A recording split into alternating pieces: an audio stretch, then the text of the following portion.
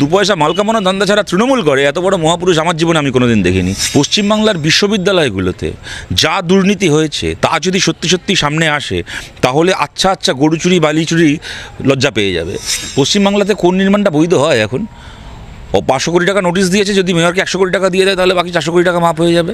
আমার বিশ্বাস যে সেইটার জন্যই চেয়ারম্যানের সঙ্গে দেখা করতে গেছে। কিন্তু এইটুকু কল্যাণ ব্যানার্জিকে বলছি, আপনি বলছেন সিবিআই তদন্ত হওয়া উচিত, এরপরে যদি সত্যি সত্যি সিবিআই তদন্ত চেয়ে আমরা আদালতে যাই তখন আপনি আবার ন্যাকাশস্ত্রীর মতো আদালতে গিয়ে সিবিআই তদন্তের বিরুদ্ধে মমতা বন্দ্যোপাধ্যায়ের পুলিশের হয়ে দালালি করতে যাবেন না। আরে মমতা বন্দ্যোপাধ্যায় মুখ্যমন্ত্রী হয়ে নিজেকে জাল পিএইচডি দিয়েছেন, আর পার্থ চট্টোপাধ্যায় নিজে শিক্ষামন্ত্রী হয়ে নিজেকে একটা পিএইচডি দিয়েছেন। এরা তো এরকমই তো, গায়ে মানে না আপনি মোড়ল। এরপরে যদি কোনোদিন মমতা বন্দ্যোপাধ্যায় ভারতের প্রধানমন্ত্রী হন দেখবেন ওনার নিজের গভর্নমেন্ট ওনাকে ভারতরত্ন দিচ্ছে, এই উনি করবেন। দেখুন আসলে মুশকিলটা হচ্ছে এই যে বিভিন্ন সরকারি দপ্তরে অস্থায়ী কর্মী 6,000 টাকা 7,000 টাকা 8,000 টাকা তারা মাইনে পান, আর এই চাকরিগুলো পাওয়ার জন্য তাদের কাছ থেকে 2 লাখ টাকা 3 লাখ টাকা করে ঘুষ নেওয়া হয়, নিয়ে চাকরিগুলোকে তৃণমূল নেতারা বিক্রি করে। এখন যার ফলে দুটো জিনিস, এক হচ্ছে নিজের যোগ্যতায় চাকরি পাওয়ার চল উঠে গেছে পশ্চিমবাংলা থেকে, টাকা দিয়ে চাকরি কিনতে হবে। তার থেকে বড় কথা হচ্ছে যেহেতু চাকরিগুলোকে বিক্রি করা হচ্ছে সেহেতু যতগুলো পদ আছে তার চেয়ে বেশি চাকরি বিক্রি করা হয়। কারণ আমার তো চাকরিটাকে বিক্রি করে টাকা তোলাটা উদ্দেশ্য, আমার তো পুরসভাকে চালানোর উদ্দেশ্য নয়। অটোমেটিক্যালি এবার তাদের ওই 8,000 টাকা করেও মাইনের বোঝা যখন পুরসভার ওপর এসে পড়ে এবং সেটা একটা হিসেবের সঙ্গে সঙ্গতি রাখা যায় না, তখন এই সমস্যাগুলো হয়। কিন্তু চাকরি যারা বেচছে তারা যদি বেচা বন্ধ না করে তাহলে তো এই সমস্যা থাকবেই, আর কী করা যাবে। আর সুতরাং একজন টাকা খেয়ে যদি চাকরি বেচে আর একজন খেতে না পারে তখন কোন্দল হবে। আবার যদি বিধায়ক আর চেয়ারম্যান একটুখানি চাকরি বিক্রির টাকাটাকে একটু ভাগাভাগি করে নেন তখন দেখবেন আবার সব কোন্দল মিটে যাবে। দেখুন তৃণমূল কংগ্রেস, আমি বলছি পশ্চিমবাংলা যত দল আছে আরও, সিপিএম হোক কংগ্রেস হোক এমনকি বিজেপি, কিছু লোক পাবেন সব দলেই কম বেশি যারা আদর্শের জন্য দল করে, কিছু ধান্দা বা সব দলেই থাকে, কিন্তু আদর্শের জন্য দল করে এরকম কিছু লোক সব দলে পাবেন। কিন্তু দু পয়সা মাল কামানোর ধান্দা ছাড়া তৃণমূল করে এত বড় মহাপুরুষ আমার জীবনে আমি কোনোদিন দেখিনি। এক্ষেত্রেও তাই, পয়সা ভাগ ফাইনালাইজ হয়ে যাবে, আবার সব কোন্দল মিটে যাবে। দেখুন কদিন আগে এই পরশু দিনই খুব সম্ভবত রায়গঞ্জ বিশ্ববিদ্যালয়ের এই একই জিনিস সামনে আসলো, এখন মেকাউটের মৌলানা আব্দুল কালাম আজাদ ইউনিভার্সিটির। এখন ব্যাপারটা হচ্ছে এই কথাটা আমি সেদিনও বলছিলাম আপনাদেরকে, আমি আজকেও যেটা বলি, বালি গরু কয়লা চাকরির দুর্নীতি নিয়ে তো এত কথা হয় এবং সেই দুর্নীতিগুলোর প্রমাণ আমরা পেয়েছি, রেশনমন্ত্রী জেলে আছে, শিক্ষামন্ত্রী জেলে আছে ইত্যাদি। পশ্চিমবাংলার বিশ্ববিদ্যালয়গুলোতে যা দুর্নীতি হয়েছে তা যদি সত্যি সত্যি সামনে আসে তাহলে আচ্ছা আচ্ছা গরু চুরি বালি চুরি লজ্জা পেয়ে যাবে। শুধুমাত্র সেখানে কলেজ সার্ভিস কমিশনের পোস্ট বিক্রি করার থেকে শুরু করে নিয়োগ দুর্নীতি নয়, ইউনিভার্সিটি কোয়েশ্চেন পেপার ছাপানো, অন্যান্য বিভিন্ন বিল্ডিং তৈরি থেকে শুরু করে বিভিন্ন জিনিসপত্র কেনা বেচার জন্য টেন্ডার, তাতে দুর্নীতি থেকে শুরু করে পয়সা দিয়ে ছেলে মেয়েদেরকে পাশ করানো, পয়সা দিয়ে কোয়েশ্চেন পেপার বিক্রি করা ছেলে মেয়েদের কাছে, কয়েকশো কোটি টাকার দুর্নীতি এক একটা বিশ্ববিদ্যালয়ে গত কয়েক বছরে হয়েছে, যে দুর্নীতি এমনকি গরু পাচার বালি পাচারকে লজ্জায় ফেলে দেবে। পশ্চিমবাংলাতে কোন নির্মাণটা বৈধ হয় এখন? ও 500 কোটি টাকা নোটিশ দিয়েছে, যদি মেয়রকে 100 কোটি টাকা দিয়ে দেয় তাহলে বাকি 400 কোটি টাকা মাফ হয়ে যাবে।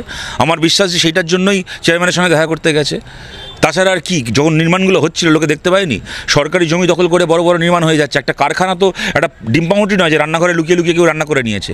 একটা কারখানা কয়েক মাস ধরে কয়েক বছর ধরে তৈরি হয়, শয়ে শয়ে লোক সেখানে কাজ করে, বিল্ডিং মেটেরিয়াল ফেলা হয়, প্রকাশ্য দিবালোকে সরকারি জমি দখল করে, কি বেআইনিভাবে জমি দখল করে প্ল্যানের বাইরে গিয়ে কারখানা তৈরি করা হচ্ছে।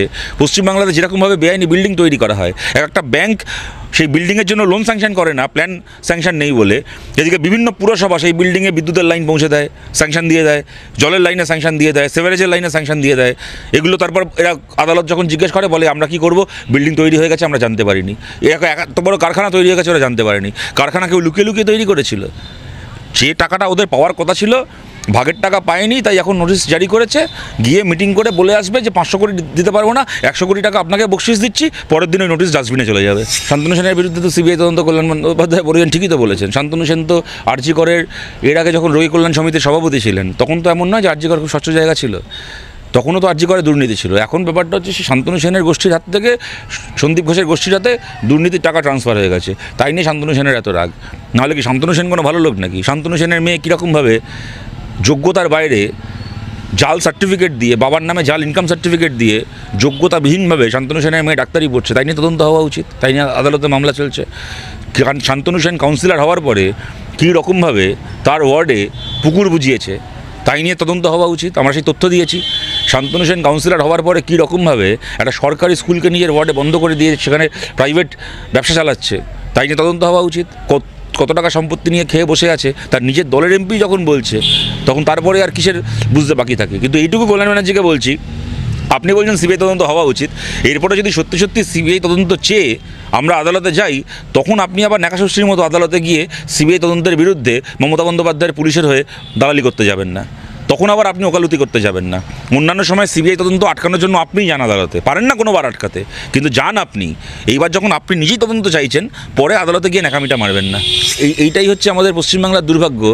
একজন উপাচার্য, ছেলে মেয়েদের গ্র্যাজুয়েশনের মাস্টার ডিগ্রি সার্টিফিকেটে যা সই আছে, সে যদি চোর হয়, একটা চোরের সই নিয়ে, যেরকম কল্যাণময় বন্দ্যোপাধ্যায়, তার সই করা মার্কশিট নিয়ে মাধ্যমিকের পরীক্ষার্থীদেরকে সারা জীবন এখন বয়ে বেড়াতে হবে তাদের অ্যাডমিট কার্ডে আর মার্কশিটে আর সার্টিফিকেটে চোরের সই নিয়ে। এক্ষেত্রে এই উপাচার্য, এই কারণেই পশ্চিমবাংলায় উপাচার্য হওয়ার জন্য এত দড়ি টানাটানি।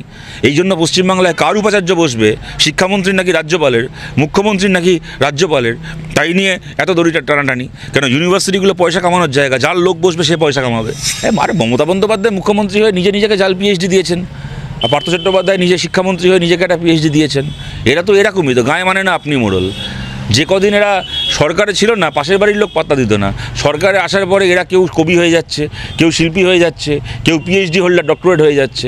এই সমস্ত ক্ষমতায় এসে এই ধরনের দালালগুলোকে বসিয়েছে, তার বিনিময়ে তারা তাকে পিএইচডি দিয়েছে। এই যে মমতা বন্দ্যোপাধ্যায়, আলাপন বন্দ্যোপাধ্যায়কে একটা এক্সপায়ারি ডেট পার করা আইএএসকে নতুন করে এক্সটেনশন দিয়েছে, তার বউকে ইউনিভার্সিটির মাথায় বেআইনিভাবে বসিয়েছে, আর তিনি ক্যালকাটা ইউনিভার্সিটির মাথায় বসে প্রথম কাজ করেছেন মমতা বন্দ্যোপাধ্যায়কে পিএইচডি দেওয়া। তারপরে আদালতের নির্দেশে তার উপাচার্য হওয়াটা বাতিল হয়ে গেল। তো যার উপাচার্য হওয়াটা বাতিল হয়ে যায়, তার দেওয়া পিএইচডি কীভাবে মমতা বন্দ্যোপাধ্যায়ের বেলা ভ্যালিড থাকতে পারে? সুতরাং এই কালচার তৃণমূল বানিয়েছে। কতগুলো গরু গাধাকে রাস্তা থেকে নিয়ে এসে চেয়ারে বসাবো, তারপর সেই গরু গাধাগুলো চেয়ারে বসে কেউ আমাকে পিএইচডি দেবে, কেউ আমাকে মেডেল দেবে। এরপরে যদি কোনোদিন মমতা বন্দ্যোপাধ্যায় ভারতের প্রধানমন্ত্রী হন, দেখবেন ওনার নিজের গভর্নমেন্ট ওনাকে ভারতরত্ন দিচ্ছে। এই উনি করবেন। বিক্রমগড় ঝিল, সেই 2010 সাল থেকে এই ঝিলের উন্নতি হবে, এই ঝিলের সৌন্দর্যায়ন হবে বলে এলাকাবাসীর আশ্বাস পেয়ে এসেছেন। কেটে গিয়েছে 14 বছর, সেই ঝিলের উন্নতি কম বরং অবনতি বেশি হয়েছে। আমরা যদি দেখি তাহলে এটা যে একটা জলাশয় তা কিন্তু দেখে আর মনে হয় না। পানা, আগাছা, আবর্জনা, গোটা ঝিল কার্যত বুঝে গিয়েছে। বিক্রমগড় ঝিল উদ্ধারের জন্য সরব হয়েছেন অনেকেই, অনেক দিন ধরে। আন্দোলনকারীদের মধ্যে এলাকাবাসী তো আছেনই, রয়েছেন স্থানীয় কাউন্সিলরও, কিন্তু কাজের কাজ কিছুই হয়নি। 14 একরের জলাশয় কমতে কমতে 9 একরে এসে ঠেকেছে। আসলে অভিজাত এলাকার মধ্যে থাকা এই ঝিলে নজর পড়েছে অসাধু চক্রের। ঝিল লাগোয়া জমি বিক্রির চেষ্টা চলছে। কয়েক বছর আগে বিক্রমগড় ঝিলের সৌন্দর্যায়নের জন্য 8 কোটি টাকা বরাদ্দ করেছিল রাজ্য। 1 কোটি টাকার কাজ হওয়ার পর আর তা এগোয়নি। আবার আবর্জনা ফেলায় ঝিল বুঝতে শুরু করেছে। অসাধু চক্রের নজর পড়া ঝিল নিয়ে কি বলছেন এলাকাবাসী? এলাকাবাসীরা এলাকায় ঢোকার দুদিকে হোর্ডিং টাঙিয়ে বলছেন যাতে এই বিক্রির চক্রান্তে কেউ পা না দেন। ঝিল বাঁচানোর জন্য প্রাথমিকভাবে 3,30,00,000 টাকা বরাদ্দও করা হয়েছে। ঝিলের 60% এলাকায় মাটি কচুরিপানা তুলে সংস্কার হয়েছিল, আর বাকি 40% কাজ পরে হবে বলে সিদ্ধান্ত নেওয়া হয়। কোটি টাকার খরচের পর কাজ কিন্তু বন্ধ হয়ে যায়। কিন্তু প্রশ্ন আছে, কেন কাজ বন্ধ হয়ে গেল? সমস্যাটা কোথায়? একদমই দেরি হচ্ছে, কারণ সরকারি টাকাটা অনেকটা টাকা যেহেতু লাগছে, তাও সরকার ধাপে ধাপে এটা করার একটা ডিসিশন নিয়েছে। তবে বিরোধীরা অবশ্য অন্য ব্যাখ্যা দিচ্ছেন। জলাশয়টাকে ভরাট করা ওদের কাজ। কাউন্সিলর একদম ঠিক কথা বলেছে, দ্রুত কাজ করে জলাশয় অর্ধেকটা ভরিয়ে দিয়েছে বা অনেকটা ভরিয়ে দিয়েছে, বাকিটাও ভরিয়ে দিয়ে পয়সা কামাবে, যাতে আজবাদেকা লো কাউন্সিলর থাকবে না, কিন্তু ও 14 পুরুষ চুরির টাকায় পায়ের ওপর পাতুলে বসে খাবে। এইভাবে গোটা পশ্চিমবাংলা চলছে। রাজ্যের সরকার 2021 সালে আপনারা জানেন হাইকোর্টে নিজেরা হলফনামা দিয়ে নিজেরা জানিয়েছে কলকাতা এবং সংলগ্ন এলাকায় 10 বছরে 4,500-এর উপর জলাশয়কে ভরাট করা হয়েছে।